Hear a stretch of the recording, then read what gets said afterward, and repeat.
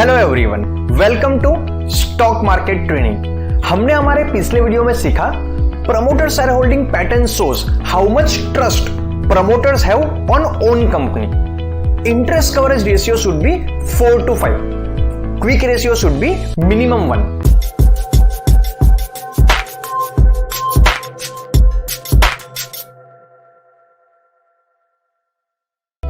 Our today's topic is company fundamentals P&L statement, in which we will cover how to read P&L statement, what can we understand about the company from P&L statement. चलिए इस topic को हम practically समझते हैं। यहाँ पे अगर तो हम सर्च करेंगे रिलायंस इंडस्ट्रीज के डेटा को, तो रिलायंस इंडस्ट्री के जो फंडामेंटल डेटाज है वो हमारे सामने आ जाएंगे। अगर हमें ये जानना है कि रिलायंस कंपनी ने पिछले साल के अंदर कितना प्रॉफिट किया, कितना लॉस किया, इन डेप्थ, इन डिटेल, वो हम कैसे पता कर पाएंगे? अगर तो हमें ये जानना है कि रिलायंस इंडस्ट्री ने पिछले साल के अंदर कितना प्रॉफिट किया एंड कितना लॉस किया इन डिटेल, वो हम कैसे जान पाएंगे? वो हम जान पाएंगे पीएलएन स्टेटमेंट से। हमने यहां पे जो डेटा एनालिसिस करने वाले हैं वो स्टैंड अलोन डेटा है। आप चाहो तो stand alone and consolidated data दोनों को साथ में भी एनालिसिस कर सकते हो। दूसरा, आप एक चीज का ध्यान रखिएगा कि पीएलएन स्टेटमेंट में जो भी डेटा है वो एक साल का होता है। जैसे कि अगर ये मार्च 2020 का यहाँ पे डेटा है, वो डेटा 1 अप्रैल 2019 से 31 मार्च 2020 का डेटा है। और अगर हम बैलेंस शीट में जाके देखते हैं तो यहाँ पे जो भी डेटा अवेलेबल होता है वो कम्युलेटिव होता है, मतलब अभी तक कंपनी का डेटा कैसा है वो दिखाता है। जैसे कि ये मार्च 2016 का है, तो कंपनी स्टार्ट हुई वहां से लेके अभी तक कंपनी का शेयर कैपिटल कितना रहा, कंपनी के टोटल रिजर्व्स कितने हैं, टोटल बोरोइंग्स कितने हैं, वो डेटा दिखाता है। तो चलिए समझते हैं पीएलएन स्टेटमेंट को एनालिसिस करना। सबसे पहले यहां पे है net sales. It is company core revenue net of discount and returns. Company जो अपना कोर बिजनेस करती है, सेलिंग का, प्रोडक्ट को सेल करना, सर्विस को सेल करना, तो कंपनी ने टोटल कितने रुपए की सेल करी हुई है वो दिखाता है आपको टोटल नेट सेल्स। तो रिलायंस इंडस्ट्री ने मार्च 2020 का जो डेटा है उसके अकॉर्डिंगली 3,35,000 के आसपास, तो रिलायंस इंडस्ट्री ने मार्च 2020 का जो डेटा है उसके अकॉर्डिंगली 3.25 लाख करोड़ से भी ज्यादा की सेल्स करी हुई है। दूसरा है total expenditure. It's the companies core cost from operating and non operating activities. Company को अपने सेल करने के अंदर जो भी खर्चा सामने हो रहा है, जो स्टाफ की सैलरी है, जो दुकान का रेंट है, वो सब मिला दे, core activities and non core activity का जो टोटल एक्सपेंडिचर है वो कितना हुआ है? वो हुआ है नियरली 3.25 लाख करोड़ के आसपास। Operating profit, it is the income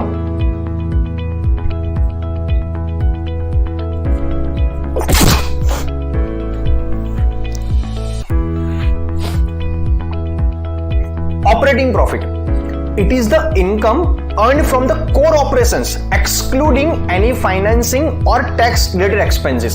company का जो कोर बिजनेस है, जो कंपनी को प्रोडक्ट को सेल करके मिल रहा है, उसमें से कंपनी ने एक्चुअली कितना प्रॉफिट अर्न किया वो दिखाता है ऑपरेटिंग प्रॉफिट। जब भी वर्ड आएगा ऑपरेटिंग तो आप ध्यान से समझिएगा कि कंपनी के जो ऑपरेशंस है, जो कंपनी की कोर एक्टिविटी है, उसके जरिए कंपनी ने कितना प्रॉफिट अर्न किया, हमें यहां पे वो पता चल पाएगा। तो हम कैसे कर पाएंगे? अगर तो आप नेट सेल्स को माइनस करोगे टोटल एक्सपेंडिचर के अंदर से, तो आपको मिल जाएगा ऑपरेटिंग प्रॉफिट। वो हम कैसे पता कर पाएंगे? जो नेट सेल्स है उसमें से हम टोटल एक्सपेंडिचर को माइनस करेंगे तो हमें मिल जाएगा ऑपरेटिंग प्रॉफिट। चलिए चेक करते हैं। 335,978 माइनस 284,295, वो एग्जैक्टली आ जाएगा 51,683 करोड़। ये है operating profit. Other income, it refers to the types of income that are not related to core operations of an entity. Company की जो कोर एक्टिविटी है उसके अलावा भी कंपनी कहीं से कुछ ना कुछ इनकम तो अर्न करती ही करती है। जैसे आज एक इंसान होता है, उसकी एक सैलरी होती है या तो बिजनेस से इनकम आती है, उसके अलावा कोई साइड इन्वेस्टमेंट करके या तो mutual fund, fixed deposit, banks की सेविंग्स, वहां से जो भी इंटरेस्ट आता है, इंश्योरेंस पॉलिसीज, वो उसकी अदर इनकम कही जाती है। उसी तरीके से कंपनी के पास जो पैसा है, उसने किसी को शायद उधार देके रखा हुआ है, वहां से उसे इंटरेस्ट के समय पैसा मिला, म्यूचुअल फंड कंपनी ने कुछ किया है, कुछ एफडी की है, या तो लास्ट में जो कंपनी का कैश है वो तो बैंक में ही पड़ा होता है, तो उसका जो साल का इंटरेस्ट रहा, ऐसी अदर इनकम जो कंपनी के ऑपरेशंस के अलावा है, वो कितनी है? रिलायंस के केस में है 14,711 करोड़। अभी interest, it is the expenses incurred interest, it is the expense incurred by an entity for borrowed fund. Company ने जो भी डेट लेके रखा हुआ है उस पे कंपनी को इंटरेस्ट भी तो चुकाना पड़ता है। तो इस साल के अंदर रिलायंस इंडस्ट्रीज ने कितना इंटरेस्ट चुकाया? वो है 12,105 करोड़। डेप्रिसिएशन, ये पॉइंट समझना बहुत जरूरी है। It is a non cash expenditure that allocates the cost of an asset over its useful life. चलिए एक एग्जांपल से समझते हैं। मान लीजिए आपका एक बिजनेस है, आपने 1 लाख रुपए का सामान बेचा, जिसके सामने आपका टोटल एक्सपेंडिचर था 50,000, तो एक्चुअल में आपका प्रॉफिट हुआ 50,000 रुपए। लेकिन उसी साल के दौरान आपने अकाउंटिंग के लिए एक लैपटॉप परचेस किया था 30,000 रुपए के अंदर। तो अगर तो लैपटॉप की जो कीमत है 30,000 रुपए, अगर तो हम उसको इसी साल के एक्सपेंडिचर में दिखा देंगे तो आपका प्रॉफिट हो जाएगा 20,000 रुपए। लेकिन यहां पे समझने की बात किया है, जो लैपटॉप हमने लिया है वो तो 3 साल तक चलेगा, तो अगर उसे 3 साल हम यूज करने वाले हैं लेकिन खर्चा एक ही साल में दिखा देंगे तो अकाउंटिंग पॉलिसी के हिसाब से शायद ये सही नहीं रहेगा। तो हम क्या करेंगे? 30,000 रुपए का लैपटॉप है और उसकी यूजफुल लाइफ 3 साल, तो हम 30,000 को डिवाइड बाई 3 करेंगे, वो बन जाएगा हमारा डेप्रिसिएशन। हम क्या करेंगे? अकाउंटिंग पॉलिसी के अंदर 10-10 हजार रुपए के खर्चे को 3 साल दिखाएंगे, वो हो गया डेप्रिसिएशन। तो इन अवर केस 1 लाख का हमने सामान बेचा, सामने 50,000 हमारी कॉस्टिंग थी और डेप्रिसिएशन हुआ 10,000, तो हमारा जो प्रॉफिट होगा वो होगा 40,000 rupees. 1 lakh minus 50,000 minus 10,000 that is 40,000। तो ये है depreciation. Exceptional item, these are one off events that either caused by a great expense और a big bout of revenue. साल में ऐसा कुछ हुआ है क्या जो ज्यादातर केस में नहीं होता है, जो अकाउंटिंग में नहीं होता है? कहीं कोई अर्थक्वेक आ गया, कंपनी के पास इंश्योरेंस नहीं था तो बहुत बड़ा नुकसान हो गया, कहीं कोई फ्लड हो गया, कहीं कोई एक साल में लॉटरी की वजह से प्रॉफिट तो नहीं बढ़ गया। तो ऐसी आइटम्स जो साल में एक आध बार होती है और कभी भी हो सकती है, जिसपे किसी का कंट्रोल नहीं है, वो आता है एक्सेप्शनल आइटम्स के अंदर। तो यहां पे देखेंगे तो कंपनी का 4,000 सवा 4,000 करोड़ के आसपास लॉस हुआ है। ये क्यों हुआ है? कोविड-19 की वजह से। प्रॉफिट बिफोर टैक्स, कंपनी ने जितना प्रॉफिट अर्न किया टैक्स लगने से पहले, it is the total profit after accounting for operating and non operating expenses but before paying corporate tax. तो रिलायंस के केस में वो है 40,316। ये कैसा आया? चलिए चेक करते हैं। ये हमारा हो गया ऑपरेटिंग प्रॉफिट, उसमें हम अदर इनकम को प्लस करेंगे, ये हो गया। उसमें से हम इंटरेस्ट को माइनस करेंगे, उसमें से हम डेप्रिसिएशन को माइनस करेंगे और उसमें से हम एक्सेप्शनल आइटम को माइनस करेंगे, तो वो आ जाएगा एग्जैक्टली 40,316 करोड़। अभी कंपनी का जब भी आप नेट प्रॉफिट चेक करो तो उसमें प्रॉफिट बिफोर टैक्स चेक करना बहुत जरूरी है। क्यों? डिफरेंट कंपनीज के ऊपर टैक्स डिफरेंट हो सकता है। मे बी उनका कोई प्लान स्पेशल इकोनॉमिकल जोन के अंदर है तो कुछ साल उनको टैक्स का एग्जम्पशन मिला है, क्या इस साल सरकार ने कोई नई पॉलिसी डिक्लेयर करी, टैक्स में कोई राहत देके रखी हुई है, तो टैक्स हर साल चेंज होता रहता है।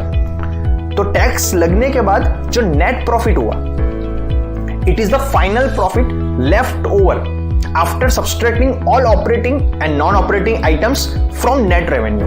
तो रिलायंस के केस में वो है 30,903 करोड़ रुपीस। ये कैसे आएगा? जो हमारा प्रॉफिट बिफोर टैक्स है उसमें से हम टैक्स को माइनस करेंगे तो ये आ जाएगा नेट प्रॉफिट कंपनी का। और यहां पे आपको मिलेगा एडजस्टेड ईपीएस। ये क्या होता है? कंपनी का जितना प्रॉफिट हुआ है उसको कंपनी के total number of outstanding share से हम डिवाइड करेंगे, तो कंपनी ने इस साल के अंदर पर शेयर कितना प्रॉफिट अर्न किया हमें वो मिल जाएगा। तो रिलायंस के केस में वो है 48.29 रुपीज। कंपनी ने एक शेयर के सामने 48 रुपीज के आसपास एक साल में अर्न किया। अगर हम देखेंगे कंसोलिडेटेड स्टेटमेंट्स को, यहां पे थोड़ा सा डिफरेंस हो सकता है। अब देखोगे तो यहां पे प्रॉफिट थोड़ा चेंज हुआ है, थोड़ा बड़ा है, और ईपीएस भी बढ़ा हुआ है। एडजस्टमेंट यहां पे ऐड हो जाएगा। अभी आपको ये अगर तो चेक करना है कि कंपनी के एक्सेप्शनल आइटम्स क्या रहा है जिसकी वजह से वो नेगेटिव रहा, या तो फिर कंपनी का इंटरेस्ट कंपनी ने कितना चुकाया है किस किस को, कंपनी की अदर इनकम कौन कौन सी रही है, तो इसका इन डेप्थ आपको नॉलेज मिल जाएगा डॉक्यूमेंट सेक्शन में एनुअल रिपोर्ट के जरिए। तो अगर आप जाओगे एनुअल रिपोर्ट को ओपन करोगे तो कौन सी ऐसी एक्सेप्शनल आइटम थी कि जिसकी वजह से रिलायंस को 4,500 करोड़ के आसपास का नुकसान हुआ, वो आप पता कर पाओगे यहां पे। ये 200-250 पेज की होती है। आप डायरेक्टली सर्च में जाओ, राइट एक्सेप्शनल आइटम्स,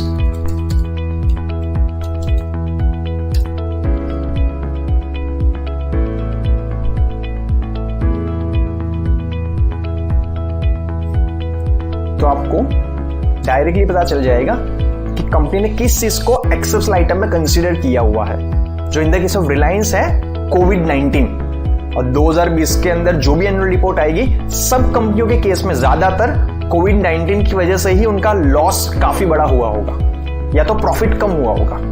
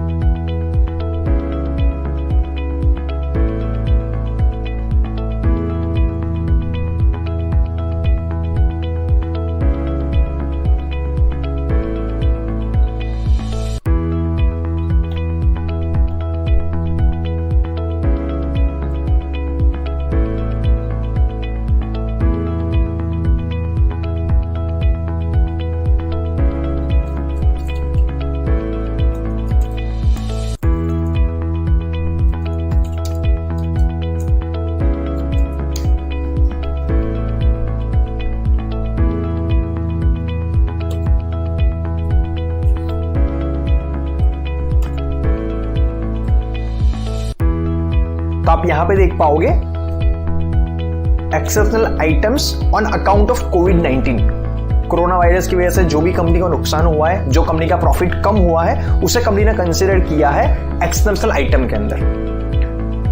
तो आज के वीडियो में हमने सीखा पीएलएन statement shows annual report of companies financial expenses and profit. आप उसमें डिटेल में समझ सकते हो कंपनी ने कितना प्रॉफिट कहां से अर्न किया, क्या कंपनी ने इस साल ऐसा कोई नुकसान किया है जो जनरली नहीं होता है। तो आज के वीडियो में इतना ही, मिलते हैं नेक्स्ट वीडियो में। Thank you very much.